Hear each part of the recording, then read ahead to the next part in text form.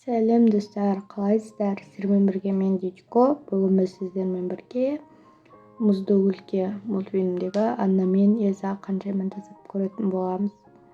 Ұқсай ма, ұқсамай ма, алда көретін боласыздар. Ең алдымен мен Эльзаны жасайтын боламын. Эльзаның шашы біреу қылып өрілген. Мынау өте күшті екен. Ұқсат деп ойлаймын мынау. Осы шашылғысы. Енді көйлегін киіп көреміз.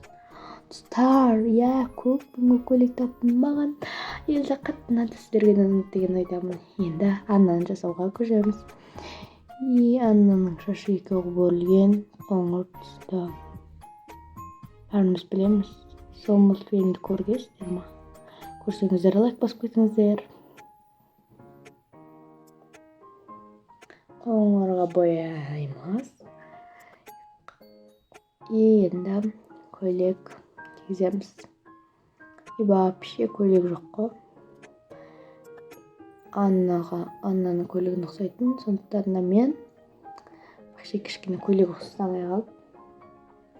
Вообще тіпті жоқ, только букада. Сіздер білесіздер ме, жазып кетіңіздер. Вообще жоқ екен. Сондықтан да мен осы көйлекті кигізе беремін. Себебі вообще жоқ.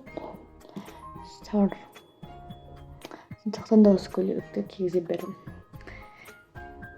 Маған Анна мен Эльза да қатты ұнады, сіздерге ұнады деген ойдамын. Егер осы видео ұнаса, лайк басып келіп, келесі видеолар қандай болсын, қандай мультфильмдерге тың кейіпкерлерін жасайын. Жазып кетіңіздер, сау болыңыздар.